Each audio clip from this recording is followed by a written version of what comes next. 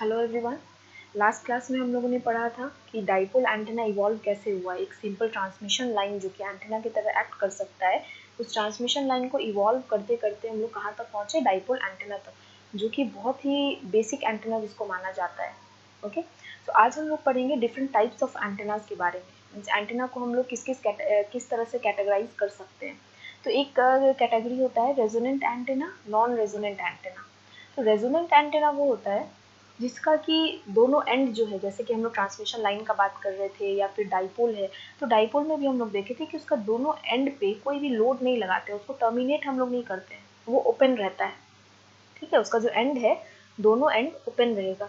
लेकिन जो non resonant antenna होता है उसको हम लोग प्रॉपरली जैसे लोड लगाते हैं, जिसको टर्मिनेशन बोलते हैं। तो नॉन रेजोनेंट एंटेना में क्या होता है कि हम लोग कोई भी ट्रांसमिशन लाइन या फिर एंटेना को प्रॉपरली टर्मिनेट करते हैं। ठीक है, तो पहले हम लोग रेजोनेंट एंटेना देखेंगे, उसका रेडिएशन पैटर्न कैसा होता है। तो किसी भी एंटेना के रेडिएशन पैटर्न से हम लोग ये समझते हैं कि उसका जो रेडिएशन है, मतलब पावर है, वो किस डायरेक्शन में ज़्यादा है। ओके, तो हम लोग क्या चाहते हैं, कोई भी एंटेना है तो वो सभी डायरेक्शन में इक्वल पावर दे। लेकिन ज़्यादातर एंटेना ऐसा होता नहीं है। और हम लोगों ने ये भी देखा था जब वेव प्रोपगेशन पढ़ रहे थे कि बहुत सारा जो इंटरफेरेंस होता है, जैसे घोस्ट इंटरफेरेंस, को चैनल एडजेसेंट चैनल इंटरफेरेंस, उसमें हम लोग देखे थे कि हम लोग को डायरेक्शनल एंटेना, जितना ज़्यादा डायरेक्शनल होगा हमारा एंटेना उतना कम इंटरफेरेंस होगा। ठीक है, तो डायरेक्शनल एंटेना मतलब क्या होता है, उसका जो रेडिएशन पैटर्न होना चाहिए, मतलब जिस डायरेक्शन में उसका जो पावर हो रहा है वो बहुत ही डायरेक्शनल होना चाहिए। अगर कोई पैटर्न ऐसा है, इसका मतलब क्या होता है कि वो इस डायरेक्शन में ज़्यादा पावर दे रहा है और बैक डायरेक्शन या ये सारा जो डायरेक्शन है, ये सब डायरेक्शन में अप्रॉक्सीमेटली नेग्लिजिबल पावर जा रहा है। लेकिन इसको कहते हैं लोब। लोब क्या दिखाता है, पावर डेंसिटी बेसिकली दिखाता है कि जो हमारा एंटेना है वो जो पावर रेडिएट कर रहा है वो किस डायरेक्शन में कितना ज़्यादा पावर है। तो अगर ऐसा रेडिएशन पैटर्न है तो ये शो कर रहा है कि हमारा अगर ये प्लस एक्स डायरेक्शन है तो हम ये जो भी एंटेना का ये रेडिएशन पैटर्न है वो एंटेना क्या करेगा, प्लस एक्स डायरेक्शन में अपना मैक्सिमम पावर दे रहा है, क्योंकि ये बड़ा है। ठीक है, तो इसको लोब कहते हैं। तो जिस लोब का पावर सबसे ज़्यादा होता है उसको कहेंगे मेजर लोब। ठीक है, और जिसका कम होगा उसको बैक लोब या माइनर लोब। ठीक है, तो अभी क्या होगा, मान लेते हैं एक ट्रांसमीटर एंटेना है जिसका कि रेडिएशन पैटर्न ऐसा है। अब अगर रिसीवर एंटेना हम लोग यहाँ पे लगाएं, ठीक है, RX मतलब रिसीवर एंटेना, तो ये रिसीवर एंटेना कोई भी सिग्नल रिसीव नहीं कर पाएगा, क्योंकि मेरा जो ट्रांसमीटर एंटेना है उसका रेडिएशन पैटर्न इस टाइप का है, वो अपना सारा जो भी पावर है या रेडिएशन है वो किधर, इस डायरेक्शन में भेज रहा है। तो अगर रिसीवर हम इस साइड लगाएंगे तो ये रिसीव नहीं करेगा, क्योंकि इस डायरेक्शन में क्या है, माइनर लोब है जिसका की पावर बहुत ही कम है, तो वो रिसीवर तक नहीं पहुंच पाएगा। ठीक है, ये क्लियर है। तो इसीलिए हम लोगों को ये देखना होगा कि किस टाइप का ट्रांसमीटर एंटेना यूज हुआ है, उस हिसाब से उस डायरेक्शन में हम लोग रिसीवर एंटेना लगाएंगे। तो अभी रिसीवर एंटेना यहाँ नहीं लगाएंगे, अगर रिसीवर एंटेना इस डायरेक्शन में लगाएंगे तब जा करके हमारा सिग्नल रिसीव होगा। ओके, तो ये थोड़ा सा बेसिक चीज़ था जो कि कॉन्सेप्ट वाइज समझने के लिए था कि रेडिएशन पैटर्न एक्चुअली क्या होता है। तो वो दिखाता है पावर डेंसिटी। ठीक है, तो a resonant antenna is a transmission line whose length is an exact multiple of wavelengths and is open at both ends. ठीक है, रेजोनेंट एंटेना, रेजोनेंट फ्रीक्वेंसी हम लोग जानते हैं, एक पर्टिकुलर फ्रीक्वेंसी जिसपे कि रेजोनेंस होता है, जनरली हम लोग LC सर्किट में देखते थे ये। ठीक है, तो रेजोनेंट एंटेना हम लोग देखे थे, कोई भी ट्रांसमिशन लाइन जिसका कि प्रॉपर लेंथ है वो एंटेना की तरह बिहेव कर सकता है, लेकिन लेंथ बहुत ज़्यादा बड़ा नहीं होना चाहिए। बहुत ज़्यादा बड़ा में वो रेडिएट नहीं करेगा, वो ट्रांसमिशन करेगा फिर। ठीक है, तो शॉर्ट ट्रांसमिशन लाइन है, उसका दो एंड है, एक ये एक ये। तो रेजोनेंट एंटेना में क्या करेंगे, जो शॉर्ट ट्रांसमिशन लाइन होता है वो दोनों एंड जो है वो ओपन रहता है, मतलब हम लोग उसको किसी भी लोड से या किसी भी चीज़ से टर्मिनेट नहीं करते हैं। ओके, और उसका जो लेंथ होता है वो हमेशा मल्टीपल ऑफ लैम्डा होगा। ठीक है ना, तो अगर हम लोग एग्जाम्पल लें L equals to lambda by 2, जो कि हम लोग डाइपोल में देखे थे, सबसे ज़्यादा यूज होने वाला जो एंटेना है वो बेसिक एंटेना अगर देखा जाए तो lambda by 2 dipole. Lambda by 2 dipole मतलब ये मेरा दो पोल था, इसका लेंथ लैम्डा बाई 4, इसका लेंथ लैम्डा बाई 4, तो ये ओवरऑल लैम्डा बाई 2 एंटेना बना रहा था। ठीक है, तो अगर इस टाइप का मेरे पास कोई एंटेना है, डाइपोल एंटेना, तो उसमें क्या होगा, ये लेंथ है, ये टोटल ये दिखा रहा है कि डाइपोल का लेंथ, ये लेंथ 0, जैसे जैसे आगे बढ़ रहा है लेंथ बढ़ रहा है, यहाँ पे आकर के λ/2 हो गया। तो इसमें अगर करंट डिस्ट्रीब्यूशन हम लोग देखेंगे, अगर इतने लेंथ का मेरे पास डाइपोल एंटीना है तो क्या हो रहा है, करंट धीरे धीरे धीरे धीरे बढ़ रहा है, यहाँ पे आकर के मैक्सिमम हुआ, उसके बाद फिर से करंट घट गया। तो मतलब कि अगर मेरा डाइपोल एंटीना ये है तो डाइपोल एंटीना के इस एंड पे और इस एंड पे करंट बहुत ही मिनिमम है, 0 है, लेकिन मैक्सिमम करंट कहाँ पे है, यहाँ पे। ठीक है, उसी तरीके से क्या होगा, अगर हम लेंथ लैम्डा ले लें, λ/2 था, अब हम लैम्डा ले रहे हैं। लेंथ लैम्डा लेने का मतलब ये जो मेरा डाइपोल एंटीना है, तो अभी क्या करेंगे, ये जो लेंथ है ये λ/2 लेंथ होगा, ये वाला लेंथ भी λ/2 होगा। ठीक है, इस केस में क्या हो जाएगा, लैम्डा लेंथ में जो करंट डिस्ट्रीब्यूशन होता है वो कुछ इस तरीके का होता है। तो ये वाला जो है इसमें करंट इस डायरेक्शन में जा रहा है, जो नेगेटिव वाला लोब है इसमें करंट इधर जा रहा है। तो हम लोग देखे थे कि यहाँ पे क्या हो रहा है, 90 डिग्री या मिडिल में मैक्सिमम करंट था, लेकिन यहाँ पे क्या हो रहा है, मिडिल में 0 करंट है। क्यों, क्योंकि यहाँ पे एक इस डायरेक्शन में फील्ड है, एक इस डायरेक्शन में फील्ड है, opposite direction field cancel each other. ठीक है, तो जितना भी फील्ड कंपोनेंट है ऑपोजिट डायरेक्शन होने के कारण वो एक दूसरे को कैंसिल कर देता है, इसीलिए हमको यहाँ पे 0 मिलता है। ठीक है, no radiation. L equals to 3 λ/2। अब हम इसका जो लेंथ है वो और इंक्रीज कर दिए, और इंक्रीज करने से अब क्या होगा, एक इधर जाएगा, फिर एक इधर जाएगा, एक इधर आ रहा है, तो अभी क्या होगा, फुल कैंसिलेशन नहीं होगा, तो हमको रेडिएशन मिलेगा। ठीक है, तो अगर इसका रेडिएशन पैटर्न देखें, हम लोग रेडिएशन पैटर्न ड्रॉ करें तो क्या होगा, λ/2 डाइपोल का रेडिएशन पैटर्न कुछ इस तरीके का होता है, इसको कहते हैं फिगर ऑफ 8। ठीक है, ये बहुत ही फेमस है कि λ/2 एंटीना का रेडिएशन पैटर्न फिगर ऑफ 8 होता है, ये लग रहा है ना 8 लिखा हुआ है। ठीक है, ये 8 का क्या मतलब है, ये जो मेरा है ये डाइपोल एंटीना है। ठीक है, अभी हम लोग देखिए कि अगर ये मेरा डाइपोल एंटीना है तो ये जो मिडिल वाला पॉइंट है वहाँ पे मैक्सिमम करंट है। यही चीज़ यहाँ पे कि अगर ये मेरा डाइपोल एंटीना है तो इसका मिडिल पॉइंट ये है, मिडिल पॉइंट पे मैक्सिमम करंट है, करंट पावर मैक्सिमम है, करंट मैक्सिमम है यहाँ पे, और ओपन एंड आते आते दोनों ओपन एंड पे 0 है, तो ओपन एंड डाइपोल का क्या हो गया, ये वाला, ये और ये, तो करंट 0 है। सेम चीज़ जो यहाँ है वही यहाँ पे दिखाया गया है, लेकिन ये करंट डिस्ट्रीब्यूशन है और ये रेडिएशन पैटर्न, लेकिन दोनों को कोरिलेट हम लोग कर सकते हैं। यहाँ पे भी था λ/2 डाइपोल था, ओपन एंड पे 0 करंट, और बीच में जो कि 90 डिग्री भी है, रेडिएशन पैटर्न एंगुलर होता है तो उसमें देख सकते हैं हम लोग 90 डिग्री, तो यहाँ बीच में ये मैक्सिमम है।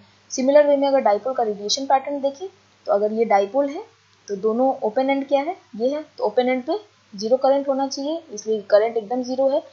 फिर धीरे धीरे करंट बढ़ रहा है, जो मिडिल है डाइपोल का ये वाला, यहाँ पे करंट मैक्सिमम है। ठीक है, क्लियर है। अब लेंथ जब बढ़ाए तब क्या हुआ, यहाँ पे अभी हम लोग क्या देख रहे हैं, सिर्फ 2 लोब है, ये वाला और ये वाला, 2 लोब है, लेकिन जैसे ही हम लोग इसका लेंथ बढ़ाए तो क्या हो गया, नंबर ऑफ लोब्स बढ़ गया। पहले यहाँ पे अगर सिर्फ ऊपर वाला डायरेक्शन देखे, फॉरवर्ड लोब देखिए तो सिर्फ एक था, अभी क्या हो गया, 2 लोब हो गया। ठीक है, फिर लेंथ हम और बढ़ाए तो नंबर ऑफ लोब्स और बढ़ गया, अभी यहाँ पे क्या है, 1 2 3 लोब्स है। तो लेंथ बढ़ाते जा रहे हैं तो हमारा नंबर ऑफ लोब्स जो है वो भी बढ़ते जा रहा है, और साथ ही साथ ये एंगल क्या दिखा रहा है, साथ ही साथ जो मेरा एंगल होता है वो रिड्यूस हो रहा है, जो मैक्सिमम डायरेक्शन वाला एंगल है। मतलब इसमें क्या है, मेरा मैक्सिमम पावर एक ही लोब है और इसी लोब में कंटेंड है, तो मैक्सिमम पावर कितना एंगल बना रहा है, 90 डिग्री। ठीक है, इसमें क्या है, इसमें हम लोग क्या बोले थे कि यहाँ मिडिल पे 0 रेडिएशन, तो मिडिल मतलब ये 90 डिग्री है, तो 90 डिग्री क्या हो जाएगा, यही वाला लाइन है ना, तो 90 डिग्री पे 0 रेडिएशन है, तो यहाँ पे मैक्सिमम जो लोब है जिसमें पावर है एक्चुअली में वो कौन सा है, ये वाला लोब है, तो ये लोब कितना एंगल बना रहा है इसके साथ, 54 डिग्री।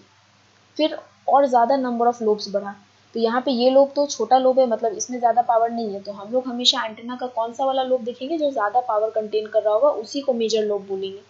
तो अब इस एंटेना में क्या है, लेंथ और बढ़ाए तो लोब भी बढ़ गया, लोब बढ़ा, मैक्सिमम रेडिएशन वाला लोब ये है, इसका जब एंगल देखेंगे हम लोग डाइपोल एंटेना के साथ तो ये कम हो गया, मतलब पहले जब एक लोब था तो 90 डिग्री था, जब 2 लोब हुआ तो 54 हुआ, 3 लोब हुआ तो 42 हुआ, तो हम लोग क्या देख रहे हैं कि as we increase the length of antenna, angle made between dipole antenna axis and the largest lobe will decrease. ठीक है, धीरे धीरे डिक्रीज होते जा रहा है। यहाँ पे क्या था, ये देखो, या इससे रेडिएशन पैटर्न कैसे ये हुआ, ये इससे भी जान सकते हैं। यहाँ पे क्या है, सिर्फ एक तरह का डिस्ट्रीब्यूशन है तो एक लोब हुआ। यहाँ पे दो डिस्ट्रीब्यूशन दिख रहा है इसलिए दो लोब हुआ। यहाँ पे 3 बार करंट का डायरेक्शन चेंज हो रहा है इसलिए 3 लोब हुआ। लेकिन हम लोग हमेशा एंटेना के लिए लोब वही लेंगे जिसमें ज़्यादा पावर। ठीक है, आई होप यहाँ तक क्लियर है। बस यही चीज़ यहाँ लिखा है कि λ/2 dipole radiation is maximum at right angles to it. मतलब अगर ये मेरा डाइपोल है तो इसका राइट एंगल क्या होगा, यही वाला एंगल होगा। ठीक है, तो इसमें हम लोग देख रहे हैं ये मेरा डाइपोल है, इसके राइट एंगल मतलब यहाँ, तो राइट एंगल पे मैक्सिमम रेडिएशन है, वही यहाँ लिखा है is maximum at right angles and eventually falls to 0 in line with the antenna. और धीरे धीरे क्या होता है, एंटीना के लाइन में आते आते मतलब इधर आते आते ये घट जाता है। क्लियर है। फॉर फुल वेवलेंथ एंटीना, मतलब फुल वेवलेंथ एंटीना मतलब लेंथ एंटीना का होगा lambda, polarity of current on one half of is opposite to that of other half. ये हम लोग बोल दिए। यहाँ पे क्या है, करंट इस डायरेक्शन में, एक इस डायरेक्शन में, तो अगर इसको नेगेटिव माने इसको पॉजिटिव माने तो पोलैरिटी क्या है, ऑपोजिट है। As a result the radiation at right angles from this antenna will be 0 due to field cancellation. तो इस पॉइंट पे क्या होगा, जितना इस डायरेक्शन में फील्ड है उतना ही इस डायरेक्शन में फील्ड है, तो फील्ड कैंसिलेशन हो जाता है। इसीलिए मेरा 90 डिग्री पे यहाँ पे देखो कोई रेडिएशन नहीं है, जबकि यहाँ पे 90 डिग्री पे मैक्सिमम रेडिएशन था। ठीक है। As the length of aerial wire is increase, antenna को हम लोग कभी कभी एरियल भी बोलते हैं। ठीक है, तो कंफ्यूज नहीं होना है, एंटीना एरियल वो सेम ही है। तो जब हम लोग और ज़्यादा लेंथ इंक्रीज कर रहे हैं तो क्या होगा, as the length of wire is increase the number of lobes in the radiation pattern increases, जो कि हम लोग यहाँ पे देखें। But the angle of largest lobe with the direction of antenna decreases. ये भी हम लोग देख चुके हैं, जैसे जैसे लोब बढ़ रहा है वैसे वैसे क्या हो रहा है, जो लार्जेस्ट लोब है, जिस लोब में ज़्यादा पावर कंटेंट है, वो जो एंगल बनाता है एंटीना से वो घटते जा रहा है। तो धीरे धीरे क्या होगा, अगर हम और इसको बढ़ा देंगे, अगर 4 लोब करेंगे तो 4 लोब में क्या होता है, अगर मान लेते हैं मेरा ये मैक्सिमम डायरेक्शन वाला है तो उस केस में ये वाला जो एंगल रहता है वो लेस देन 42 डिग्री रहता है। कि जितना ज़्यादा नंबर ऑफ लोब बढ़ेगा उतना ही एंगल जो है वो कम बनाएगा वो। ठीक है, तो ये सारा क्लियर हो गया। अब बात आता है इस फिगर का। ये फिगर क्या शो कर रहा है, डाइपोल एंटीना का रेडिएशन पैटर्न जो है वो बहुत इंपॉर्टेंट है। अगर डिप्लोमा लेवल पे नहीं है तो आगे अगर इसी एरिया में जाना है, हायर स्टडीज़ करना है, रिसर्च करना है, तो उसमें सबसे पहले हम लोग डाइपोल एंटीना से ही शुरू करते हैं। ठीक है, हम कोशिश करेंगे कि अगर कुछ एक्स्ट्रा क्लास कभी मिलता है या ट्यूटोरियल क्लास में, HFSS एक सॉफ्टवेयर होता है जिसपे कि हम लोग एंटीना डिज़ाइन करते हैं। तो हम ट्राई करेंगे कि एक डाइपोल एंटीना तुम लोगों को उस पर डिज़ाइन करके और दिखाएं कि कैसे हम लोग डिज़ाइन करते हैं एंटीना, और उसका रेडिएशन पैटर्न जैसे यहाँ दिखा रहे हैं वैसा ही रहता है। तो उससे काफ़ी कॉन्सेप्ट क्लियर हो जाएगा। तो हम कोशिश करेंगे हम ट्यूटोरियल क्लास में इस बार वो शो करने का। तो इसमें हम लोग क्या देख रहे हैं, ये डाइपोल एंटीना है मेरा। हम लोग अभी क्या क्या हम लोग देखें कि 90 डिग्री पे डाइपोल एंटीना का रेडिएशन मैक्सिमम होता है। मतलब अगर ये मेरा डाइपोल एंटीना है, यहाँ पे हम लोग सोर्स दे रहे हैं, ये डाइपोल एंटीना हुआ, तो ये कैसा रेडिएशन प्रोड्यूस करेगा, ये जो रेडिएशन प्रोड्यूस करेगा वो क्या होगा, मैक्सिमम इस डायरेक्शन में जाएगा, पावर इधर और इधर नहीं जाएगा, जो कि हम लोग यहाँ पे देखिए। यहाँ पे हम लोग यही देखें कि अगर यहाँ पे क्या है, डाइपोल इस तरह से लेटा करके रखा हुआ है। ठीक है, क्लियर है। तो ये डाइपोल हुआ, मतलब यहाँ से हम लोग ये बीच में मिडिल से डाइपोल एंटीना को हम लोग जनरली बीच से फीड करते हैं। तो अगर यहाँ से फीडिंग दे रहे हैं तो क्या हो रहा है, ये ऐसे जा रहा है। सिमिलर वे में अगर ये मेरा डाइपोल एंटीना है तो ये डाइपोल एंटीना के एक्सिस के 90 डिग्री पे मैक्सिमम रेडिएशन होगा। मतलब मेरा डाइपोल एंटीना का एक्सिस क्या है, ये वाला है, इस एक्सिस पे रखा हुआ है। तो इस एक्सिस के जो 90 डिग्री वाला एक्सिस होगा उसमें रेडिएशन मैक्सिमम होगा। ठीक है, तो अब अगर मेरा डाइपोल एंटीना इस तरीके से रखा हुआ है तो रेडिएशन इधर होगा, इसलिए कंफ्यूज नहीं होना है। अगर मेरा डाइपोल एंटीना इस तरीके से तो रेडिएशन इधर होगा। बहुत ही सिंपल है। ठीक है, बस डाइपोल एंटीना का से वो ट्रांसमिशन लाइन लिए हैं और उसमें सोर्स दे देते हैं, तो वो रेडिएट करता है अपने एक्सिस के 90 डिग्री पर मैक्सिमम। अब ये जो रेडिएशन पैटर्न है ये डाइपोल एंटीना का ही है। ये ई प्लेन है, कि ई प्लेन में जो इलेक्ट्रिक फील्ड जिस प्लेन में रहता है उसको कहते हैं ई प्लेन। एच प्लेन मतलब मैग्नेटिक फील्ड वाला plane. E plane H plane का पैटर्न है ये। ओके, तो ये सभी लोग जानते हैं कि कोई भी अगर वायर है, करंट कैरिंग वायर, इस वायर के अक्रॉस अगर आई फ्लो हो रहा है, करंट फ्लो हो रहा है, तो ये अपने अक्रॉस क्या करेगा, मैग्नेटिक फील्ड क्रिएट करता है। ठीक है, ये तो बहुत ही सिंपल सा चीज़ है। सॉरी, कि अगर कोई भी जो हमारा करंट कैरिंग वायर है वो क्या करेगा, अपने अक्रॉस मैग्नेटिक फील्ड प्रोड्यूस करेगा जो कि सर्कुलर इन नेचर होगा, मतलब इस टाइप से। ठीक है, इसके चारों तरफ, वायर के चारों तरफ। ओके, तो डाइपोल एंटीना भी क्या है, एक तरह से लग रहा है कि वायर ही है, डाइपोल एंटीना भी वायर ही है, क्योंकि ये जो गैप होता है ना, अगर ये डाइपोल एंटीना है तो ये जो गैप है वो बहुत ही कम होता है, तो लगभग समझ सकते हैं कि ये कंटिन्यूस ही रहता है ये। ठीक है, तो इसमें भी करंट क्या होगा, अगर λ/2 है तो करंट डिस्ट्रीब्यूशन कैसा होगा, मेरा करंट इधर ऐसे जाएगा, जो कि हम लोग यहाँ पे इस केस में देख चुके हैं, है ना। इस केस में हम लोग देखें ऐसे ही जा रहा है, λ/2 डाइपोल है तो सिर्फ ये एक पैटर्न है, तो करंट इधर जा रहा है, तो इस डाइपोल से करंट फ्लो कर रहा है, इसका मतलब है कि इसके अक्रॉस मैग्नेटिक फील्ड क्रिएट होगा। तो अभी डाइपोल एंटीना का रेडिएशन पैटर्न को या तो एप्पल की तरह समझ सकते हो या फिर टायर की तरह समझ सकते हो, वो तुम लोग के ऊपर है कि किसी भी तरह, जिस तरह तुम लोग को आसान लगे। तो अभी क्या समझो कि ये जो डाइपोल एंटीना है ये लेंथ हो गया λ/4, ये जो ब्लैक वाला है ये हो गया λ/4, और ये व्हाइट वाला क्या है, यहाँ से हम लोग फीड कर रहे हैं एंटीना को। ओके, सो ओवरऑल क्या है, ये λ/2 एंटीना है। अब ये λ/2 एंटीना है तो इसका रेडिएशन पैटर्न कैसा होगा, तो डोनट समझते हो, डोनट, या अगर डोनट नहीं समझते हो तो सांभर वड़ा खाते हो, तो उसका वड़ा कैसा होता है, यहाँ बीच में होल होता है और साइड से ऐसे रिंग जैसा होता है। तो समझ लो कि तुम्हारा जो पेन है ये तुम्हारा पेन है, इस पेन के अराउंड तुम वही तुम्हारा वड़ा डाल दियो, तो ये ऐसा ही दिखेगा। अब तुम अगर इसको ऊपर से देखोगे तो क्या दिखेगा, ये ऐसे सर्कुलर दिखेगा, ये वाला पोर्शन, ये आगे का तो पोर्शन नहीं दिखेगा। और अगर सामने से देखोगे इधर से, मान लो इस वड़ा को तुम इस प्लेन में आधा आधा काट दिए तो ऐसा दिखेगा। ठीक है, ये पीछे से ऐसा रहेगा। ठीक है, ये सिर्फ विजुअलाइजेशन का बात है कि किस तरह से विजुअलाइज कर पाओ। तुम एप्पल का भी कर सकते हो कि अगर एक पूरा एप्पल को ऐसे बीच से काटते हो तो इस टाइप का दिखता है, ऐसा दिखेगा। ठीक है, तो वो होता है इस तरीके से। तो डाइपोल एंटीना को के जो रेडिएशन पैटर्न है उसको हम लोग एप्पल के डायग्राम से भी समझाते हैं कि अगर एक एप्पल है उसको तुम बीच से ऐसे हाफ काट दो तो वो इस टाइप का दिखेगा। ठीक है, तो उसी को हम लोग फिर कुछ इस टाइप का दिखेगा, ये फिगर ऑफ 8 होता है, तो इसको कहते हैं फिगर ऑफ 8। क्लियर है, तो एच प्लेन क्या होगा, अगर टॉप व्यू से देखोगे तो ये लगेगा कि सर्कुलर है, तो सिर्फ सर्कुलर दिखेगा, और ये जो बीच में गैप है या ये जो डाइपोल का जो ये टर्मिनल है वो दिखेगा कि हाँ ये टर्मिनल है टॉप से। मान लो बहुत बिल्डिंग, कोई बिल्डिंग के ऊपर हो और नीचे डाइपोल एंटीना रखा हुआ है तो ये ऐसा ही दिखेगा, और लेकिन अगर इसको तुम हाफ काट दो तो ये ऐसा दिखेगा। तो ये होता है ई प्लेन का पैटर्न, ये होता है एच प्लेन का पैटर्न। ठीक है, अब हम लोग आते हैं नॉन रेजोनेंट एंटीना पे। रेजोनेंट एंटीना में हम लोग देख लिए कि उसको हम लोग टर्मिनेट नहीं करते हैं, उसका जो दोनों एंड है वो ओपन रहता है। ओके, और उसका जो लेंथ है वो लेंथ मल्टीपल ऑफ लैम्डा ही होना चाहिए, कुछ और लेंथ नहीं ले सकते हैं। नॉन रेजोनेंट एंटीना में ऐसा कुछ नहीं होता है। Non resonant antenna is one which is correctly terminated, मतलब इस एंटीना को हम लोग टर्मिनेट करते हैं प्रॉपर लोड से। Only forward travelling wave exist and no standing wave. अभी क्या है, हम लोग क्या पढ़े थे कि जो भी ट्रांसमिशन लाइन लेते हैं उसमें फॉरवर्ड ट्रैवलिंग वेव होता है, ओपन एंड के कारण क्या होता है, कुछ वेव रिफ्लेक्ट होता है और कुछ वेव रेडिएट होता है, यही पढ़े थे। तो जो फॉरवर्ड ट्रैवलिंग वेव है और ये जो रिफ्लेक्टेड वेव है ये दोनों सुपर इम्पोज होकर के स्टैंडिंग वेव बनाता है। ये हम लोग प्रीवियस लेक्चर में पढ़े थे, जिन्होंने वो लेक्चर मिस किया है वो जाकर के एक बार वो वीडियो देख सकते हैं। ठीक है, तो ये अगर मेरा फॉरवर्ड वेव है तो ट्रांसमिशन लाइन में जो ओपन एंड रहता था, ये फॉरवर्ड वेव जब लास्ट में एंड पे पहुंचता था तो ये वापस रिफ्लेक्ट हो जाता था, क्योंकि यहाँ कोई लोड नहीं है तो इसको वापस आना है। तो ये रिफ्लेक्टेड वेव होता था, लेकिन सारा का सारा एनर्जी जो है वो रिफ्लेक्ट नहीं हो पाता था, कुछ एनर्जी जो है वो रेडिएट हो जाता था।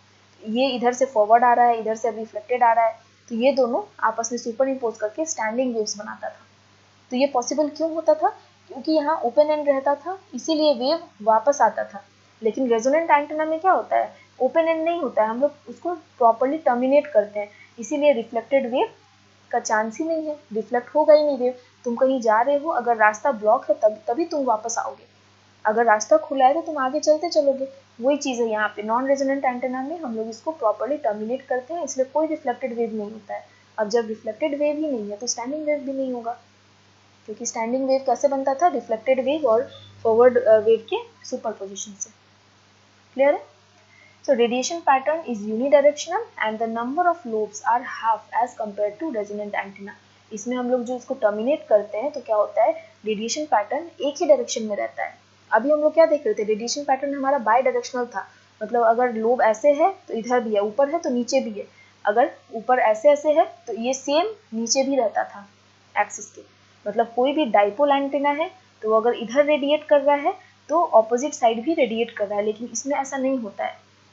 ठीक है, नॉन रेजोनेंट एंटेना में यूनिडायरेक्शनल है, मतलब दोनों साइड पैटर्न नहीं होगा। अभी इस केस में क्या था, जो चीज ये ऊपर है वही चीज नीचे भी रहता था मिरर इमेज की तरह, लेकिन नॉन रेजोनेंट एंटेना में ऐसा नहीं होता है। यहाँ पे सिर्फ एक बस यूनिडायरेक्शनल होता है, यूनिडायरेक्शन मतलब एक direction. Okay, number of lobes are half, obviously है, पिछले इसमें क्या था, बाई डायरेक्शनल था, ठीक है, तो नंबर ऑफ लोब्स भी ज़्यादा रहता था। यहाँ पे क्या है, सिर्फ एक ही डायरेक्शन में है तो नंबर ऑफ लोब्स कम हो जाएगा।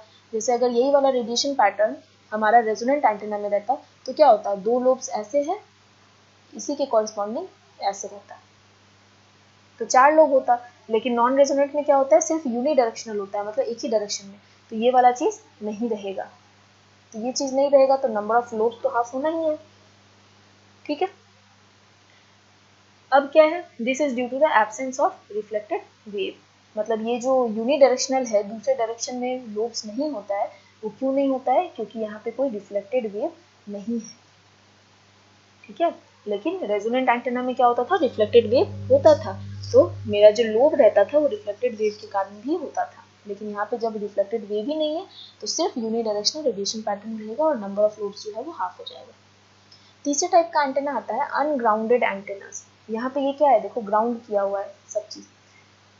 नेक्स्ट जो है वो है अनग्राउंडेड एंटेना। इसमें क्या होता है, when antenna is very close to ground its pattern gets modified due to reflection from ground. Ground से अगर बहुत ज़्यादा क्लोज है एंटेना तो क्या होता है, इसका रेडिएशन पैटर्न चेंज हो जाता है, क्योंकि फिर क्या होगा कि ग्राउंड भी उसको रिफ्लेक्शन प्रोवाइड करता है। हम लोग अर्थ को जैसे एक तरह से कंडक्टर लेते हैं, उसी तरीके से यहाँ पे हम लोग इसको यूज कर सकते हैं कि ग्राउंड क्या करता है, रिफ्लेक्ट कर देता है। कि एंटेना को अगर हम बहुत क्लोज रखेंगे ग्राउंड से तो उसका पैटर्न मॉडिफाई हो जाएगा, क्योंकि ग्राउंड अभी क्या करेगा, रिफ्लेक्ट करेगा। ठीक है, तो if ground is assumed to be perfect conductor a mirror image of antenna exist below the ground. तो अभी हम लोग बताए थे कि रेजोनेंट एंटेना में दो लोब क्यों होता था, जैसे अगर ये डाइपोल एंटेना है तो एक लोब इधर भी होता था, एक इधर भी होता था, क्यों, क्योंकि रिफ्लेक्टेड वेव आ रहा है। नॉन रेजोनेंट में दो लोब नहीं होता था, सिर्फ यूनि डायरेक्शन, एक ही डायरेक्शन में लोब रहता था, क्योंकि यहाँ पे रिफ्लेक्टेड वेव नहीं था। लेकिन अनग्राउंडेड या ग्राउंडेड एंटेना में क्या हो जाएगा कि अगर ग्राउंड के पास रखेंगे, ठीक है, तो क्या लगेगा कि ग्राउंड रिफ्लेक्ट करेगा, मतलब रिफ्लेक्टेड वेव है तो जहाँ पे रिफ्लेक्टेड वेव है वहाँ पे फिर से वो दो लोब रहेगा। ठीक है, तो हम लोग ये समझते हैं कि अगर कोई एंटीना है उसको ग्राउंड के पास रखे हैं तो उसका एक लोब तो ऊपर रहेगा जो एंटीना के कारण रहेगा, लेकिन उसका सेम रेडिएशन पैटर्न का मिरर इमेज हम लोग सोचेंगे कि वो ग्राउंड के नीचे एग्जिस्ट कर रहा है due to reflection from ground. The overall radiation pattern is then the sum of pattern caused by an array of two nearby antenna. तो ये सारा, ये जो अनग्राउंडेड एंटेना है, ये सारा कुछ ऐसा नहीं है कि एग्जाम में क्वेश्चन पूछा जाएगा, ये सब बस कॉन्सेप्ट बनाने के लिए, क्योंकि एंटेना आई थिंक ये नया टॉपिक है, तो इसके बारे में हम लोग जितना ज़्यादा डिस्कस करेंगे उतना ही ज़्यादा कॉन्सेप्ट बिल्ड होगा। ओके, सो अभी क्या हो रहा है कि अगर हम एंटेना को λ/4 हाइट पे रखें तो मेरा पैटर्न जो है वो कुछ ऐसा आ रहा है। लेकिन अगर अभी हम हाइट चेंज कर दें λ/2, मतलब थोड़ा हाइट बढ़ा दें, तो जो पैटर्न आएगा वो ऐसा आएगा, और ज़्यादा हाइट बढ़ाए तो पैटर्न ऐसा आए। तो अभी हम क्या देख रहे हैं कि जैसे जैसे हम हाइट बढ़ा रहे हैं वैसे वैसे मेरा नंबर ऑफ लोब्स भी बढ़ते जा रहा है। ठीक है, और रेजोनेंट एंटेना में क्या देखे थे, जैसे जैसे लेंथ बढ़ा रहे थे वैसे वैसे जो नंबर ऑफ लोब्स है वो बढ़ते जा रहा था। अभी देखेंगे ग्राउंडेड एंटेना। अनग्राउंडेड में देखिए, जिसको कि हम लोग फिजिकली ग्राउंड नहीं करते हैं, उसमें क्या हम लोग देखते हैं कि ग्राउंड के पास से हाइट पे डिपेंड कर रहा है कि मेरा रेडिएशन पैटर्न कितना होगा। अगर हम बहुत ज़्यादा क्लोजली रखते हैं उसको ग्राउंड के तो ऐसा हम लोग को लगता है कि एक मिरर इमेज एग्जिस्ट कर रहा है ग्राउंड के नीचे वाले पोर्शन में। क्यों, क्योंकि ग्राउंड परफेक्ट कंडक्टर अगर उसको लेते हैं तो वो रिफ्लेक्शन प्रोवाइड करेगा ही। अब आता है ऐसा एंटेना जिसको कि हम लोग जानबूझ करके ग्राउंड मतलब फिजिकली हम लोग ग्राउंड करते हैं। तो ग्राउंडेड एंटेना क्या है? When one end of the antenna is actually grounded, मतलब हम लोग एक एंड को सही में ग्राउंड करते हैं। The antenna image behaves as if it has been joined to the physical antenna and combination acts as an antenna of double the size. मतलब क्या होता है कि मान लेते हैं कि ये मेरा डाइपोल एंटेना ऐसा होता था, ये चीज λ/4 और ये भी λ/4, ठीक है। अब ग्राउंडेड एंटेना का खासियत क्या है कि अभी क्या है, हमको λ/2 इस एंटेना का साइज रहेगा λ/2 और इसका रेडिएशन पैटर्न ऐसा रहेगा। सेम रेडिएशन पैटर्न हम ऑब्टेन कर सकते हैं सिर्फ λ/4 लेंथ से ही। कैसे? तो उसको ग्राउंड करके। तो हम क्या किए, λ/2 साइज मेरा घट गया, सेम रेडिएशन पैटर्न मिला लेकिन छोटे साइज में। तो ये तो और अच्छी बात है ना कि मेरा एंटेना का साइज जो है वो और कम हो गया। तो उसको कैसे किए? तो उसको ग्राउंड करने से। ग्राउंड करने से क्या होता है कि अभी जैसे हम लोग पढ़ रहे थे कि एक रिफ्लेक्शन जो है, रिफ्लेक्टेड जो इमेज होता है वो बन जाता है ग्राउंड के नीचे। तो यहाँ जब हम लोग एक्चुअल में ग्राउंड करते हैं तो क्या लगता है कि मेरा एंटेना जो है सही में, ये एंटेना का भी इमेज है एक यहाँ पे मिरर इमेज, और वो एंटेना λ/2 की तरह एक्ट करने लगता है। जैसे ये अगर एक्चुअल जो मेरा एंटेना है वो λ/4 है तो उसका सेम इमेज जो है वो ग्राउंड के नीचे आ जाएगा, वो भी λ/4 का। तो ये ओवरऑल ऐसे एक्ट करेगा जैसे कि ये λ/2 एंटेना है, ठीक है। तो यही लिखा है, antenna image behaves as if it has been joined to the physical antenna. Physical antenna मतलब जो प्रॉपर में सही में जो हमारे पास एंटेना है। तो हमारे पास जो एंटेना था वो ये था, अब इसका मिरर इमेज क्या होगा इधर। तो जब ग्राउंड करते हैं तो ऐसा लगता है कि ये दोनों जॉइन ही है। तो इसीलिए जो हमको एंटेना का जो पैटर्न मिलता है वो जो λ/2 के लिए मिलता था वही इसके लिए मिलता है, क्योंकि हम लोग यहाँ भी देख रहे हैं ये पैटर्न क्या है, इस टाइप का है। अगर इसका मिरर इमेज हम लोग ऐसे बनाए तो ग्राउंड के नीचे ऐसे बन जाएगा। तो ये हुआ ना फिगर ऑफ 8 जो कि हम लोग λ/2 के लिए देख रहे थे, ठीक है। Grounded λ/4 antenna is known as basic Marconi antenna. ये जो λ/4 एंटेना है ग्राउंडेड, उसको कहते हैं बेसिक मार्कोनी एंटेना। ये ऑब्जेक्टिव में आता है कि बेसिक मार्कोनी एंटेना का लेंथ कितना होता है। तो बेसिक मार्कोनी एंटेना जो है उसका लेंथ होता है λ/4 और वो ग्राउंडेड होता है, ठीक है। And needs half the length as compare to Hertz antenna. ये जो डाइपोल एंटेना हम लोग देख रहे हैं ना λ/2 डाइपोल एंटेना, इसको हर्ज एंटेना भी कहते हैं। हर्ज एक साइंटिस्ट का नाम था जो कि इसको डेवलप किया था। तो हर्ज एंटेना मतलब λ/2 और मार्कोनी एंटेना मतलब ग्राउंडेड λ/4, ठीक है। तो इसमें ये लिखा है कि needs half the length as compare to Hertz antenna. सही बात है, हर्ज एंटेना में हम लोग को λ/2 लेंथ लग रहा था, लेकिन ये जो मार्कोनी एंटेना है इसको यूज करके हम लोग सेम रेडिएशन पैटर्न जनरेट करते हैं आधे लेंथ में, λ/4 लेंथ में, ठीक है। तो ये जो इमेज है वो ऐसे एक्ट किया जैसे कि सही में एंटेना के साथ जुड़ा हुआ है। तो ये जो मेरा करंट डिस्ट्रीब्यूशन आया ये इसी तरह का आया जैसे λ/2 का आ रहा था, ठीक है। तो अभी क्या होगा, जब एंटेना लेंथ मेरा λ/4 है तो ये ऐसा आ रहा है। जब एंटेना लेंथ λ/2 करेंगे तो इसका मिरर इमेज नीचे भी बनेगा, तो ये रेडिएशन पैटर्न आएगा। जब ये एंटेना लेंथ लैम्डा करेंगे तो ऐसा रेडिएशन पैटर्न आएगा। इसमें जानने वाला बात यही था कि जब भी हम लोग किसी एंटेना को ग्राउंड करते हैं तो एंटेना का मिरर इमेज बनता है ग्राउंड के नीचे, और फिर जो एंटेना का जो रेडिएशन पैटर्न होता है वो सिर्फ ये λ/4 के अकॉर्डिंग नहीं होता है। जो मिरर इमेज है उसका भी लेंथ ऐड करके फिर उस एंटेना लेंथ के बराबर होता है। λ/4 एंटेना हम लोग यहाँ पे लगाए, λ/4 का इमेज बना, इसलिए टोटल लेंथ ऑफ एंटेना हो गया λ/2, ठीक है। अब जो एंटेना सब्जेक्ट में जो टर्म आता है एंटेना गेन, वो क्या होता है?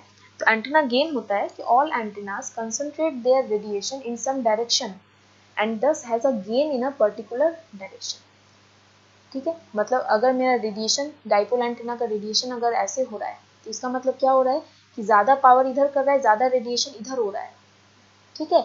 मतलब कि इस एंटेना का गेन इस डायरेक्शन में ज़्यादा है। एम्पलीफायर गेन वगैरह जैसे पढ़ते हो उसी तरह से एंटेना है कि गेन क्या हो गया, डायरेक्टिविटी पे निर्भर करता है गेन। तो डायरेक्टिविटी क्या होगा कि हमारा पैटर्न का डायरेक्शन, हमारा जो पैटर्न है वो कितना डायरेक्शनल है। तो यहाँ पे क्या हो रहा है कि इस डायरेक्शन में जा रहा है मेरा पैटर्न, तो इस डायरेक्शन में लोब ज़्यादा बड़ा है, इसका मतलब कि इधर गेन ज़्यादा है। एंटीना गेन मतलब कि वो किसी भी एक पर्टिकुलर डायरेक्शन में कितना रेडिएशन दे रहा है। फिर आता है एक टर्म डायरेक्टिव गेन। तो डायरेक्टिव गेन क्या होता है? Directive gain is defined as the ratio of power density in the direction of maximum radiation to the power density that would be radiated by an isotropic antenna. तो इस ये पूरे definition को समझने के पहले हम लोग ये समझते हैं कि आइसोट्रोपिक एंटीना क्या होता है। आइसोट्रोपिक एंटीना क्या होगा? जो कि रेडिएशन चारों तरफ, मान लो ये एक एंटीना है, ये रेडिएट कर रहा है, तो ये चारों तरफ इक्वल रेडिएशन देगा। ठीक है, अगर मान लो यही रेडिएशन ये एंटीना इधर ऐसे करता, कुछ इस तरीके का, तो हम लोग क्या बोलते हैं कि ये वाला जो कोई भी एंटीना है, ये इस डायरेक्शन में ज़्यादा रेडिएट कर रहा है, इस डायरेक्शन में ज़्यादा रेडिएट कर रहा है और बाकी डायरेक्शन में कम कर रहा है। ठीक है, मतलब ये जो दो डायरेक्शन है, इस दो डायरेक्शन में पावर ज़्यादा है सिग्नल का, तो ये आइसोट्रोपिक नहीं हुआ। आइसोट्रोपिक क्या हो गया कि हर डायरेक्शन में उसका सेम पावर है। तो जो डायरेक्टिव गेन होता है, डायरेक्टिविटी अभी बताए किसी भी एक पर्टिकुलर डायरेक्शन में कितना रेडिएशन पैटर्न है, तो वो किससे निकालेंगे कि मेरा किसी भी डायरेक्शन में कितना पावर डेंसिटी है डिवाइडेड बाय, अगर वही चीज़ आइसोट्रोपिक एंटीना रहता तो वो चारों तरफ ये जो पावर डेंसिटी है अगर पूरा यूनिफॉर्मली डिस्ट्रीब्यूटेड रहता तब कितना पावर डेंसिटी होता। ठीक है, तो डायरेक्टिव गेन क्या हो जाएगा? जो पावर डेंसिटी है PD, वो मैक्सिमम, जहाँ पे जिस डायरेक्शन में मैक्सिमम है वो कितना पावर डेंसिटी है divided by power density of isotropic. ठीक है, तो अगर देखा जाए तो डायरेक्टिव गेन बस यही है कि किस पर्टिकुलर डायरेक्शन में वो ज़्यादा रेडिएट कर रहा है, तो गेन निकालना है। तो गेन मतलब अगर वो किसी भी पर्टिकुलर डायरेक्शन में नहीं करता, अगर सभी जगह इक्वल करता तब कितना पावर डेंसिटी होता, और वो किसी एक पर्टिकुलर डायरेक्शन में अगर रेडिएट कर रहा है तो कितना पावर है उसका रेशियो निकालेंगे, वही डायरेक्टिव गेन होगा। ओके, तो नेक्स्ट हम लोग अभी चलते हैं एंटेना एरेस पे। अभी तक जो हम लोगों ने पढ़ा था वो सिर्फ एक एंटेना था, तो अभी गेन हम लोग देखें कि किसी भी एक पर्टिकुलर डायरेक्शन में कितना पावर है।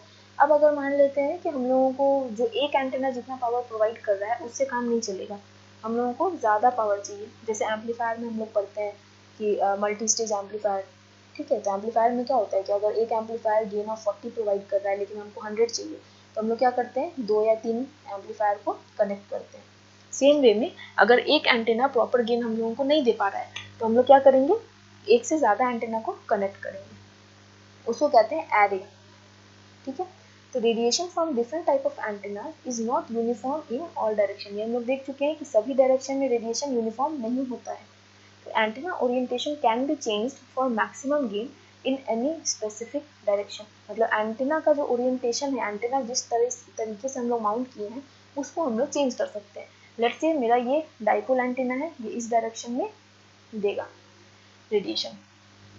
ठीक है, तो अभी क्या करना है, हमको इसी डायरेक्शन में चाहिए, जो मेरा रेडिएशन है वो इस डायरेक्शन में चाहिए। तो हम क्या करेंगे, इस डायरेक्शन में रेडिएशन चाहिए मतलब पैटर्न ऐसा होना चाहिए। तो ऐसा पैटर्न के लिए हम लोग को डाइपोल किस तरह रखना होगा, ऐसे, क्योंकि हम लोग जानते हैं डाइपोल क्या करता है, 90 डिग्री पे मैक्सिमम रेडिएशन देता है। लेकिन अब बोला जाएगा कि नहीं, हमको रेडिएशन इस डायरेक्शन में चाहिए, इस डायरेक्शन में रेडिएशन चाहिए, मतलब जो पैटर्न होना चाहिए वो इस तरीके का होना चाहिए। तो अब हम डाइपोल एंटेना इस तरह से नहीं रख के कैसे रखेंगे, ऐसे। ठीक है, तो पहले हम डाइपोल एंटेना को ऐसे रख रहे थे, अभी हमको अगर इस डायरेक्शन में चाहिए पैटर्न तो हम एंटेना को ही टिल्ट कर देंगे, एंटेना को ही घुमा देंगे ताकि वो अपना पैटर्न जो रेडिएट कर रहा है वो डिजायर डायरेक्शन में करे। तो वही चीज़ यहाँ लिखा है कि antenna orientation can be changed for maximum gain in any specific direction. हम लोग को जिस डायरेक्शन में रेडिएशन चाहिए हम उस डायरेक्शन में एंटेना घुमा देंगे। ठीक है, लेकिन एंटेना तो घुमा दिए इस डायरेक्शन में, लेकिन अगर हमको इतने पावर से या इतने रेडिएशन से काम नहीं चल रहा है, हमको ज़्यादा रेडिएशन चाहिए, ज़्यादा पावर चाहिए, दैट मीन्स ज़्यादा गेन चाहिए, तो हम लोग क्या करेंगे, if we want additional directive gain in preferred direction, मतलब किसी भी एक पर्टिकुलर डायरेक्शन में अगर हमको ज़्यादा डायरेक्टिव गेन चाहिए तो क्या करना होगा, then more than one radiator is arranged in a specific manner. Radiator antenna को ही कहते हैं, कंफ्यूज नहीं होना है। एंटीना, रेडिएटर, रेडिएटर क्या होता है, कोई चीज़ जो रेडिएट कर रहा है उसी को हम लोग एंटीना बोले हैं। ठीक है, तो जब भी हम लोगों को किसी एक डायरेक्शन में एडिशनल गेन चाहिए होता है, ज़्यादा गेन चाहिए होता है, तो हम लोग एक से ज़्यादा रेडिएटर लगाते हैं। इसको कहते हैं एंटीना एरे। ओके, सो एंटीना एरे को हम लोग दो टाइप के अरेंजमेंट में लगा सकते हैं, ठीक है, कनेक्ट कर सकते हैं। एक तो ये होता है ब्रॉड साइड एरे और दूसरा होता है एंड फायर एरे। दो टाइप का एरे हम लोग बना सकते हैं। मान लेते हैं अगर हमारे पास 5-6 एंटेना है डाइपोल का, हमको उसको जोड़ करके और एरे बनाना है, तो उसका हम दो टाइप से उसको जोड़ सकते हैं। Okay, a special case of directivity is obtained when d equals to lambda by 4 and current has a phase difference of 90 degree between two antenna। ये जो d होता है, ये d है डिस्टेंस बिटवीन टू एंटेना। जब दो antenna या दो से ज्यादा एंटेना को हम लोग एक साथ रख रहे हैं ताकि वो एरे बनाए, तो दोनों में जो स्पेसिंग होता है, कितने दूरी पे हम लोग एंटेना को रख रहे हैं, वो अगर लैम्डा बाय 4 रखें और हर एंटेना में करंट देंगे, जो सोर्स करंट होता है, वो करंट में अगर फेज डिफरेंस 90 है तो हम लोगों को अच्छा डायरेक्टिविटी मिलता है। ठीक है, तो एरे क्या हो गया, जब हम लोग मोर देन वन रेडिएटर को एक स्पेसिफिक अरेंजमेंट में लाते हैं। तो पहला हम लोग देखेंगे broadside array. Broadside array क्या है, it consist of number of identical antennas, मतलब इसमें एक से ज्यादा आइडेंटिकल सेम एंटेना रहता है, equally spaced along a line. Equally spaced मतलब जो भी अगर 4 या 5 जो भी एंटेना हम लोग लगा रहे हैं, सभी एंटेना के बीच में स्पेस जो होगा वो सेम होगा, and carrying same amount of current in phase from the source. तो यहाँ से जो भी इसमें हम लोग सोर्स दे रहे हैं डाइपोल में, ठीक है, सोर्स मतलब करंट दे रहे हैं, कनेक्शन जो यहाँ से कर रहे हैं करंट दे रहे हैं, तो सभी डाइपोल में जो करंट है उसका फेज सेम होगा। तो अगर ऐसा है कि करंट सेम है दोनों में, तो ये मेरा पैटर्न कैसा होगा, डायरेक्शनल पैटर्न तो मिलेगा, क्योंकि एरे हम लोग डायरेक्टिविटी के लिए ही बनाते हैं, डायरेक्शनल ज़्यादा डायरेक्शनल करने के लिए बनाते हैं। ठीक है, और ज़्यादा डायरेक्शनल एंटेना हम लोगों को क्यों चाहिए, क्योंकि हमको इंटरफेरेंस कम करना है। हम चाहते हैं कि डायरेक्ट एकदम ट्रांसमीटर से रिसीवर तक जो सिग्नल जा रहा है वो बिल्कुल डायरेक्शनल हो, जिस साइड मेरा रिसीवर है वो सिर्फ उसी साइड रेडिएट करे, इधर उधर रेडिएट नहीं करे, ताकि रिफ्लेक्शन भी नहीं हो तो इंटरफेरेंस नहीं होगा। तो अगर इस तरीके से हम लोग एंटेना लगाते हैं जिसमें कि सारे एंटेना में सेम जो करंट सोर्स है वो है, उसका फेज एकदम सेम है, तो मेरा जो रेडिएशन होगा वो कुछ इस टाइप का होगा, वो इस डायरेक्शन में 90 डिग्री डायरेक्शन में वो हमको मैक्सिमम रेडिएशन देगा, मतलब इस डायरेक्शन में। तो अभी हम लोग ये जो एंटेना को लगाए हैं, तो मान लो कि ये एक सपोर्ट है, ये रॉड है, इसी में हम लोग सारा एंटेना को लगा रहे हैं। तो ये मेरा डाइपोल 1 है, ये डाइपोल 2 है, तो ऐसे से करके 1 2 3 4 5 6 7 8 9, यहाँ पे हम लोग 9 डाइपोल एंटेना को लगाए हैं, एक साथ अटैच किए हैं। तो अटैच तो करने के लिए कोई तो सपोर्ट चाहिए होगा ना। जैसे पहले हम लोग पहले का जो टीवी था तो उसमें छत पे एंटेना देखते होंगे, हालांकि वो यागी-उड एंटेना रहता था, इस टाइप का कुछ एंटेना रहता था, सपोर्ट के लिए बीच में यहाँ एक रॉड रहता था और फिर वो छत पे इस तरह से लगा रहता था। तो ये जो सपोर्ट है इसको हम लोग एक्सिस मानते हैं एरे का। तो अगर ये सपोर्ट है, ये एरे एक्सिस है, हम लोग डाइपोल इस तरीके से लगाए, तो एक्सिस से 90 डिग्री पे मेरा मैक्सिमम डायरेक्शन होगा। एक्सिस ये है, 90 डिग्री कौन सा डायरेक्शन हुआ, ये हुआ। ठीक है, तो एक्सिस के डायरेक्शन से 90 डिग्री पे हमको मैक्सिमम जो है वो मिलेगा।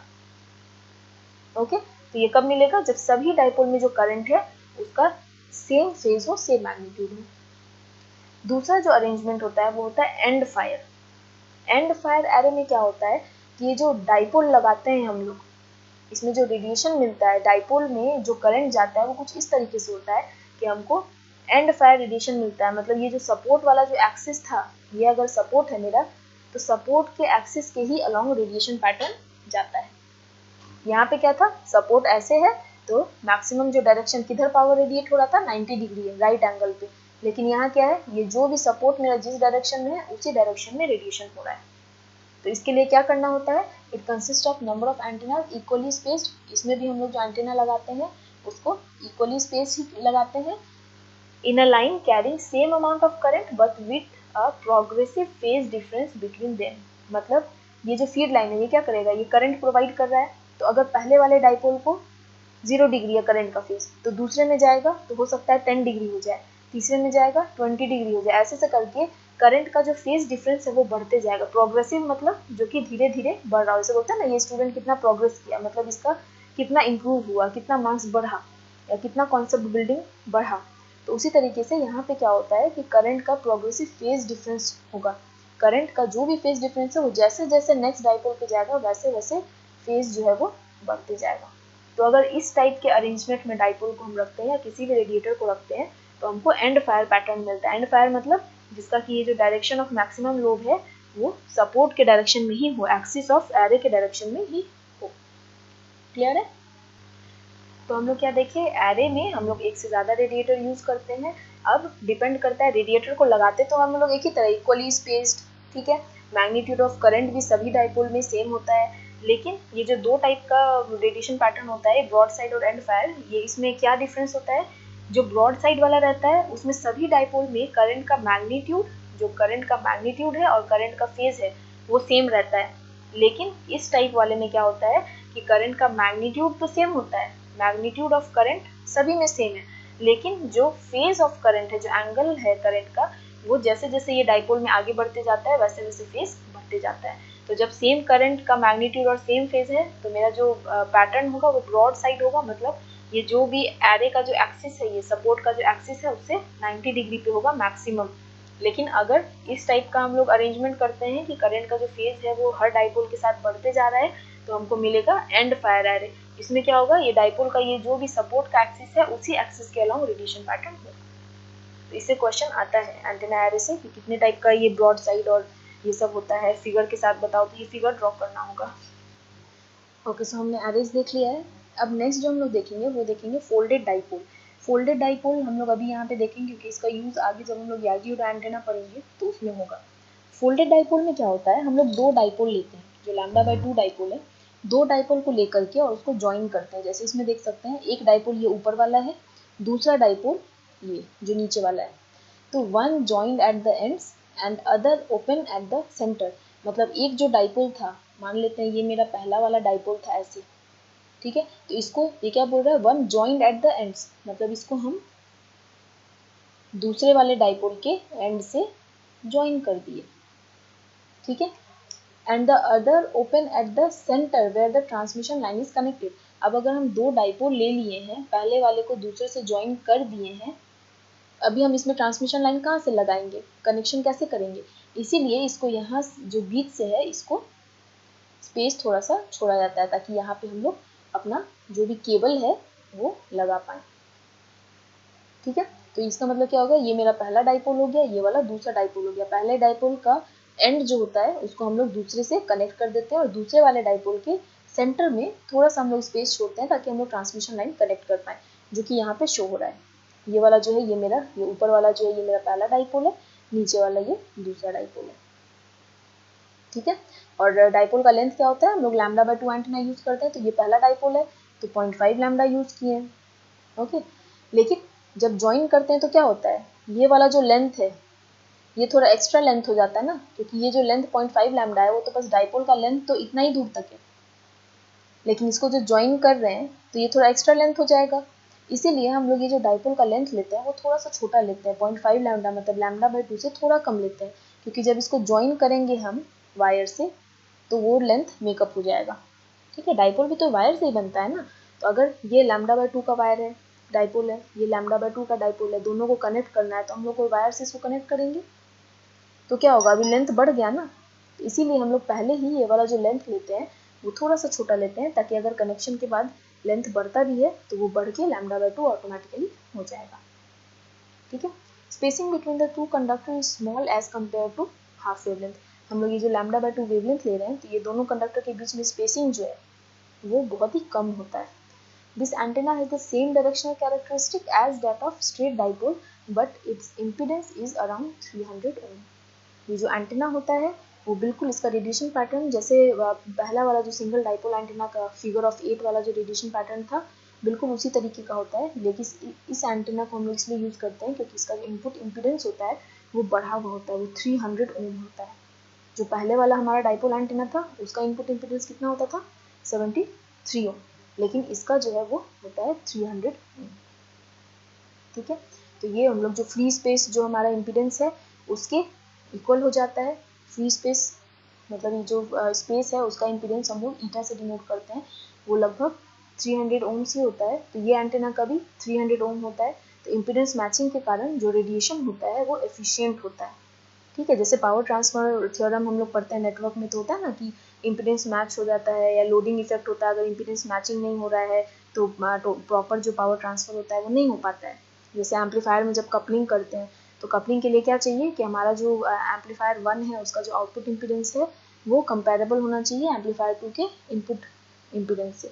तो कहीं पे भी अगर हम लोग ट्रांसफ़र करते हैं एनर्जी तो उसका जो इम्पीडेंस होता है, जो भी फैक्टर है, वो कंपेरेबल होना चाहिए। ठीक है, तो वही चीज़ है यहाँ पे कि हम लोग को रेडिएशन कहाँ करना है, स्पेस में करना है। तो स्पेस का इम्पीडेंस होता है लगभग 300 ओम। तो अगर हम इसको सिंपल डाइपोल से करते हैं 73 ओम से, तो ये इम्पीडेंस मिसमैच हो गया ना, मैच तो नहीं हुआ। ये इम्पीडेंस जो है हमारा एंटेना का इम्पीडेंस बहुत ही कम है, स्पेस का इम्पीडेंस ज़्यादा है, तो ज़्यादा एफिशिएंट एनर्जी ट्रांसफर या एफिशिएंट रेडिएशन नहीं हो पाता है। लेकिन अगर ये फोल्डेड डाइपोल लेंगे तो फोल्डेड डाइपोल में क्या होता है कि हमारा जो इम्पीडेंस है वो नॉर्मल डाइपोल का अराउंड 4 टाइम्स है। ठीक है, तो 4 टाइम्स होने के कारण क्या होता है, या इसका इम्पीडेंस बढ़ जाता है। अभी क्या हो रहा है, ये 300 ओम है स्पेस का इम्पीडेंस, इसका भी 300 ओम है, इम्पीडेंस मैच हो गया, तो जो रेडिएशन एफिशिएंसी होगा एंटेना का वो बहुत अच्छा होगा, ज़्यादा रेडिएशन होगा। इसीलिए हम लोग सिंगल डाइपोल की जगह ये फोल्डेड डाइपोल यूज़ करते हैं।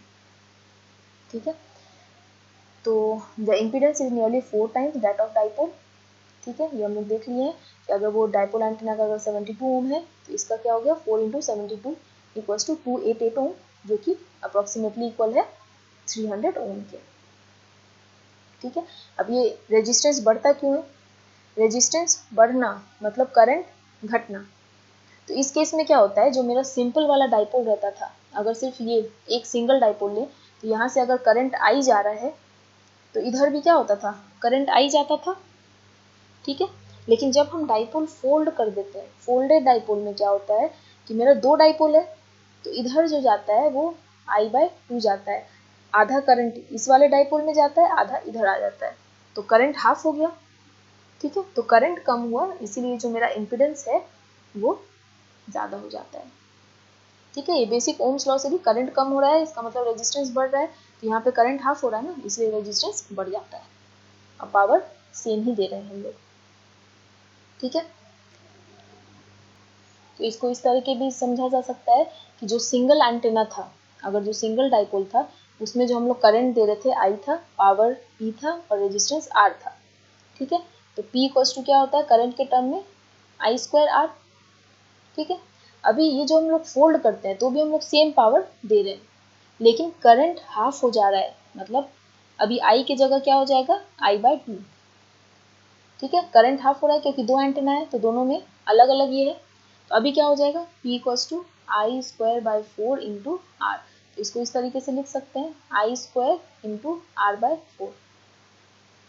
तो इससे क्या लग रहा है P equals to I² R, R की जगह क्या है R/4। ठीक है, तो दैट मीन्स जो मेरा सिंगल वाला एंटेना था उसमें करंट हाफ किया, R की जगह ये R/4 आया। तो इसका मतलब क्या हुआ कि मेरा करंट जिसमें कम होगा, कौन से फैक्टर से इंक्रीज होगा रेजिस्टेंस, R4 फैक्टर से। क्लियर है। अब क्या बोल रहा है कि ये जो डाइपोल हम लोग यूज कर रहे हैं, ये पता चल गया ये 4 कहाँ से आया, क्योंकि हमको लगा पता नहीं, ये बहुत लोगों को कंफ्यूजन होगा कि करंट हाफ हो रहा है तो रेजिस्टेंस भी बस 2 टाइम्स होना चाहिए। ठीक है, तो ये रेजिस्टेंस 4, ये 4 टर्म कहाँ से आया, क्योंकि पावर हम लोग सेम दे रहे हैं, पावर सेम दे रहे हैं और बात हो रहा है करंट और रेजिस्टेंस का, तो हम लोग सीधा सीधी फॉर्मूला लगाएंगे P equals to I² R। क्योंकि ये I का स्क्वायर होता है इसीलिए करंट हाफ हो रहा है, तो 2 का स्क्वायर 4 वाला फैक्टर आएगा। ओके, तो अभी हम लोग देखेंगे कि ये जो 2 डाइपोल है, नेक्स्ट पॉइंट जो हमारा है, 2 डाइपोल लगा रहे हैं, तो डाइपोल हम लोग क्या बोले थे, वायर से बनता है। ओके, तो वायर का हो सकता है, वायर तो अलग अलग डायमीटर का आता है, तो अगर हम लोग अलग अलग डायमीटर का वायर लगाएंगे, ठीक है, इसका डायमीटर कुछ और होगा, ये वाले डाइपोल का डायमीटर और होगा कुछ, तो मेरा इम्पीडेंस जो है वो और ज़्यादा बढ़ जाएगा, तो रेजिस्टेंस और बढ़ जाता है। या फिर 2 की जगह अगर 3 डाइपोल, जैसे यहाँ पे 2 डाइपोल हम लोग फोल्ड कर रहे थे, अगर मान लेते कि हम लोग 3 डाइपोल यूज़ किए, ये मेरा पहला डाइपोल, ये वाला दूसरा और ये तीसरा, अब अगर 3 डाइपोल लगाएंगे तो मेरा इम्पीडेंस और ज़्यादा बढ़ जाएगा। तो हम लोग को देखना है कि हमारा एंटेना जो है वो किस एप्लीकेशन के लिए आ रहा है। अगर कोई ऐसा एप्लीकेशन है जिसमें 300 से ज़्यादा इम्पीडेंस वाला चाहिए तो हम लोग और डाइपोल लगा देंगे ताकि इसका इनपुट इम्पीडेंस और बढ़ जाए। ठीक है, तो फोल्डेड डाइपोल बेसिकली हम लोग इसीलिए यूज़ करते हैं क्योंकि इसका इनपुट इम्पीडेंस ज़्यादा होता है, तो हमारा फ्री स्पेस जो इम्पीडेंस है 300 ओम उससे मैच हो जाता है, तो हमारा रेडिएशन एफिशिएंसी जो है वो बढ़ जाता है। ठीक है, अब जो आज का लास्ट टॉपिक है हमारा वो है पैरासिटिक एलिमेंट्स। पैरासाइट बायो में जब साइंस में पढ़े होगे, पैरासाइट क्या होता है, जिसका खुद का कुछ नहीं होता है, वो दूसरे के ऊपर रहता है, ठीक है, वो अपना जो खाना होता है वो दूसरे के खाने से लेता है, ठीक है।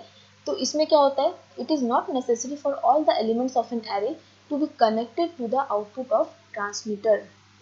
मतलब ये जो हमारा एरे होता है, मान लेते हैं अगर हम 4 डाइपोल लगाए हैं, ठीक है, ये डाइपोल एंटेना है, इसको कनेक्ट किया हुआ है, तो कोई ज़रूरी नहीं होता है कि सारा एलिमेंट जो है वो ट्रांसमीटर के आउटपुट से कनेक्टेड हो।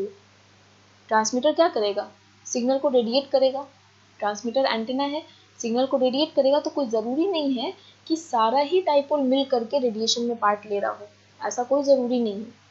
तो an element connected direct to the transmitter is called a driver. मेरे पास एंटेना का बहुत सारे एलिमेंट है, मान लेते हैं ये फर्स्ट है, ये सेकंड है, ये थर्ड है, ये फोर्थ है, ये मेरा ट्रांसमीटर एंटेना है, यहाँ से केबल आया हुआ है। तो जो एंटेना डायरेक्ट ट्रांसमीटर से अटैच्ड है, मान लेते हैं ये जो केबल आया है वो इस एंटेना से डायरेक्ट अटैच है, तो ये वाला एंटेना मेरा हो जाएगा ड्राइवर एंटेना, ठीक है। लेकिन जो रेडिएटर या जो एलिमेंट है जो डायरेक्ट कनेक्टेड नहीं है ट्रांसमीटर से, उसको हम लोग कहेंगे पैरासिटिक एलिमेंट, ठीक है। तो ट्रांसमीटर है, जो भी रेडिएटर जो हमारा है या जो एंटेना एलिमेंट है जिसका डायरेक्ट कनेक्शन है ट्रांसमीटर से, वो हो गया ड्राइवर, और जो बाकी एंटेना है उसको कहेंगे पैरासिटिक एलिमेंट। ये हम लोग यागी उडा एंटेना में देखेंगे। Such a parasitic radiator receives energy through the induction field of driven element instead of direct connection to the transmission line. तो ये जो ट्रांसमीटर से जो ये डायरेक्ट कनेक्शन आ रहा है ट्रांसमिशन लाइन, ये तो सिर्फ इस एलिमेंट से जुड़ा हुआ है, इसका मतलब ये वाला एलिमेंट ड्राइवर है, और बाकी सब जो एलिमेंट होता है वो कहाँ से एनर्जी पाता है, वो एनर्जी इंड्यूस्ड एनर्जी जो होता है, जो ये वाला ड्राइवर जो रेडिएट करेगा या इसका जो फील्ड होगा उसके थ्रू ये सारा अपना एनर्जी लेता है। इसमें कोई डायरेक्ट कनेक्शन नहीं होता है ट्रांसमिशन लाइन का। हम लोग देख रहे हैं ये ट्रांसमिशन लाइन है, ये कोएक्सियल केबल है या कोई भी वायर है, वो इन तीन से नहीं लगा हुआ, डायरेक्ट कनेक्शन नहीं है, इसका मतलब ये तीनों यहाँ पे पैरासिटिक है। इन तीनों को एनर्जी कौन देगा, ये वाला एंटेना का जो इंडक्शन फील्ड होगा, ठीक है। अभी क्या है, a parasitic element which is longer than the driver is known as reflector. अभी हम लोग को पहले पता चल गया ड्राइवर कौन सा एलिमेंट है, तो ये ड्राइवर एलिमेंट है, इसका लेंथ इतना है। अब अगर ये पैरासिटिक एलिमेंट का लेंथ इससे ज़्यादा है, ये ड्राइवर एलिमेंट से ज़्यादा है, तो वो एक्ट करेगा रिफ्लेक्टर की तरह, ठीक है। रिफ्लेक्टर क्या करेगा, इसके तरफ जो भी एनर्जी आएगा उसको रिफ्लेक्ट कर देगा। तो अगर इस तरह से देखें कि मानते हैं कि ये मेरा डाइपोल एंटीना है, ये ड्राइवर है, डायरेक्टली कनेक्टेड है ट्रांसमीटर से, कोएक्सियल केबल है, डायरेक्टली कनेक्टेड है, तो ये रेडिएशन किधर ऐसे देगा, ठीक है। लेकिन अगर इसी के बगल में कोई एक पैरासिटिक एलिमेंट रखा हुआ है जिसका कि लेंथ जो है इस ड्राइवर लेंथ से ज़्यादा है, तो ये क्या करेगा, ये एनर्जी को रिफ्लेक्ट करेगा, ठीक है। तो अभी जब रिफ्लेक्टर हम प्लेस कर देंगे तब क्या होगा, मेरा रेडिएशन इस डायरेक्शन में ज़्यादा होगा और इस डायरेक्शन में कम होगा, क्योंकि इसको इस तरह से समझो कि हाँ इधर से रेडिएशन आ रहा है, ये रिफ्लेक्टर है, ये सारा एनर्जी को रिफ्लेक्ट कर दिया। तो रिफ्लेक्ट किस डायरेक्शन में किया, इस डायरेक्शन में किया, इसीलिए मेरा जो रेडिएशन पैटर्न है वो इस डायरेक्शन में ज़्यादा होगा, ठीक है। सिमिलर वे में अगर मेरा जो पैरासिटिक एलिमेंट है उसका लेंथ ड्राइवर एलिमेंट के लेंथ से छोटा है, मान लेते हैं यहाँ पे एक और पैरासिटिक एलिमेंट है ऐसा, तो इसका लेंथ ये जो मेरा ड्राइवर एलिमेंट है उससे छोटा है, ये बिहेव करेगा डायरेक्टर की तरह, ये एकदम ऑपोजिट काम करेगा रिफ्लेक्टर के। रिफ्लेक्टर क्या कर रहा था, जो भी एनर्जी है उसको अपने डायरेक्शन से हटा रहा था, इसको ऑपोजिट डायरेक्शन में भेजा था। डायरेक्टर क्या करेगा, जो भी एनर्जी है उसको ये अपने तरफ अट्रैक्ट करेगा। जैसे ये जो फोल्डेड डाइपोल था, ठीक है, अगर हम यहाँ पे एक डायरेक्टर लगा दें तो क्या होगा, इसका जो रेडिएशन पैटर्न था वो और ज़्यादा डायरेक्शनल हो जाएगा, मतलब इसका जो लोब है वो और ज़्यादा एकदम बीम जो है वो पेंसिल बीम हो जाएगा, तो डायरेक्टिविटी बढ़ जाएगा इसका, ठीक है। जो लोब पहले मेरा ऐसा था, डायरेक्टर लगाएंगे तो डायरेक्टिविटी बढ़ेगा, तो लोब ऐसा हो जाएगा। तो ये वाला बीम ज़्यादा डायरेक्शनल है, ये कम डायरेक्शनल है, क्योंकि ये क्या हो रहा है, कितना दूर स्प्रेड हो रहा है, इतने एंगल में, लेकिन ये जो डायरेक्शनल बीम है वो कितने एंगल में हो रहा है, तो हम लोग चाहते हैं कि हम लोग को डायरेक्शनल बीम मिले। तो डायरेक्टर क्या करता है, ये सिग्नल स्ट्रेंथ को इंक्रीज करता है अपने डायरेक्शन में, खुद के डायरेक्शन में, और रिफ्लेक्टर क्या करता है, सिग्नल स्ट्रेंथ को इंक्रीज करेगा अपने ऑपोजिट डायरेक्शन में, ठीक है। तो जो यागी उडा एंटेना होता है हम लोग उसमें एक ड्राइवर एलिमेंट यूज़ करते हैं, जो रिफ्लेक्टर यूज़ करते हैं, प्लस डायरेक्टर यूज़ करते हैं। ठीक है, तो आज के लेक्चर के लिए इतना ही है। नेक्स्ट में हम लोग पढ़ेंगे कि ट्रांसमीटर एंटेना हम लोग कौन सा यूज़ करते हैं प्रैक्टिकल में। Okay, so thank you.